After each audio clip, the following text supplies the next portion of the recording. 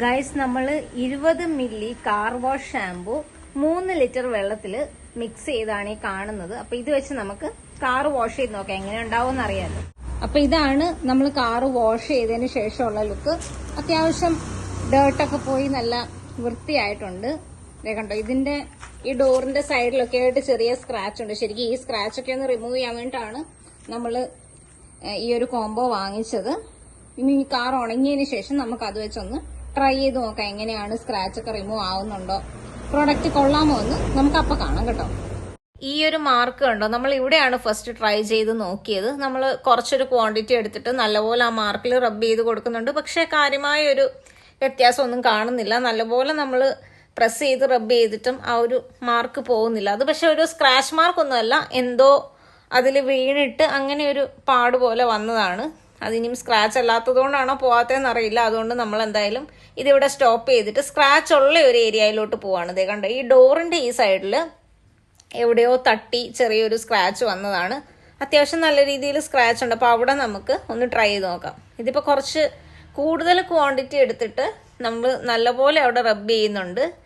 എന്താവുമെന്നൊന്നും അറിയില്ല, എന്തായാലും ട്രൈ ചെയ്ത് നോക്കാം. നല്ല രീതിയിൽ നമ്മൾ റബ്ബ് ചെയ്ത് നോക്കി, പക്ഷെ കാര്യമായ ഒരു മാറ്റമൊന്നും കാണുന്നില്ല. അത്യാവശ്യം പ്രഷർ കൊടുത്ത് തന്നെയാണ് റബ്ബ് ചെയ്തത്. പക്ഷെ ആ ഒരു സ്പോട്ടൊന്നും സ്ക്രാച്ചിന്റെ ഒരു മാർക്സ് ഒന്നും പോകുന്നില്ല. നമ്മൾ അതുകൊണ്ട് ഇനി എടുത്ത ക്വാണ്ടിറ്റി കുറഞ്ഞു പോയിട്ടാണോ എന്ന് അറിയാൻ വേണ്ടിയിട്ട് വീണ്ടും കുറച്ച് ക്വാണ്ടിറ്റിയും കൂടി ആ ഒരു ക്ലോത്തിലോട്ട് അപ്ലൈ ചെയ്ത ശേഷം നമ്മൾ ഒന്നും കൂടി ഒന്ന് റബ്ബ് ചെയ്ത് നോക്കുക. ചിലപ്പോൾ അങ്ങനെയും ആവാമല്ലോ, നമ്മൾ എടുത്ത ക്വാണ്ടിറ്റി കുറവാണെങ്കിൽ അതിന്റെ പ്രശ്നം കൊണ്ടും വരാമല്ലോ. അതുകൊണ്ട് നമ്മൾ ഒന്നും കൂടി കുറച്ച് കൂടുതൽ ക്വാണ്ടിറ്റിയാണ് ഇത്തവണ നമ്മൾ എടുത്തേക്കുന്നത്. എന്നിട്ട് നല്ലപോലെ ആ ഒരു മാർക്കിൽ ഒന്ന് റബ്ബ് ചെയ്ത് നോക്കുകയാണ്. നിങ്ങൾക്ക് തന്നെ വീഡിയോ നോക്കിയാൽ കാണാൻ സാധിക്കും. അത്യാവശ്യം നല്ല രീതിയിൽ റബ്ബ് ചെയ്യുന്നുണ്ട്. പക്ഷെ ആ ഒരു മാർക്കൊന്നും പോകുന്നതായിട്ട് കാണുന്നില്ല. പിന്നെ എനിക്ക് പേഴ്സണലി ഫീൽ ചെയ്തത് കുറച്ചൊന്ന് ഡിമ്മായിട്ടുണ്ട്. നേരത്തെ ഉണ്ടായിരുന്ന അത്രയും ഹൈലൈറ്റ് ചെയ്തല്ല നിൽക്കുന്നത്.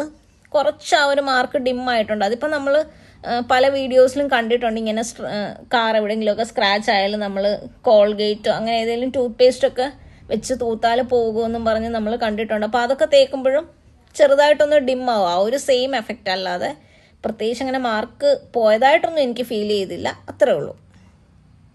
ഇനി നമ്മൾ കാറിന്റെ ഇന്റീരിയേഴ്സ് ഒക്കെ ഒന്ന് ക്ലീൻ ചെയ്യുകയാണ്. അതിനുവേണ്ടി ഒരു പ്രോഡക്റ്റ് നമ്മൾ വാങ്ങിച്ചിട്ടുണ്ടായിരുന്നു. അത് നമ്മൾ ചെറിയൊരു എമൗണ്ട് ഒരു ക്ലോത്തിൽ സ്ക്വീസ് ചെയ്തെടുത്തതിന് ശേഷം കാറിന്റെ ഇന്റീരിയേഴ്സ് ഒക്കെ ഒന്ന് തുടച്ചു കൊടുക്കുകയാണ്. തുടയ്ക്കുന്നതിന് മുമ്പുള്ള ലുക്ക് നിങ്ങൾ കണ്ടതാണല്ലോ.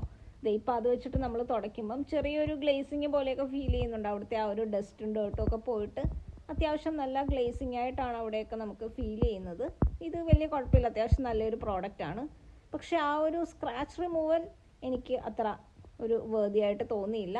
ബാക്കി ഷാമ്പൂവും പിന്നെ ഇപ്പം ഞാൻ യൂസ് ചെയ്ത ഈ പ്രോഡക്റ്റും വലിയ കുഴപ്പമില്ല, ഒരു ഓക്കെ പ്രോഡക്റ്റ് എന്ന് പറയും. ഇത് മസ്റ്റ് ബൈ ആണോ എന്ന് ചോദിച്ചാൽ അത് അല്ല എന്ന് തന്നെ ഞാൻ പറയും. വലിയൊരു വേദി പ്രോഡക്റ്റ് അല്ല.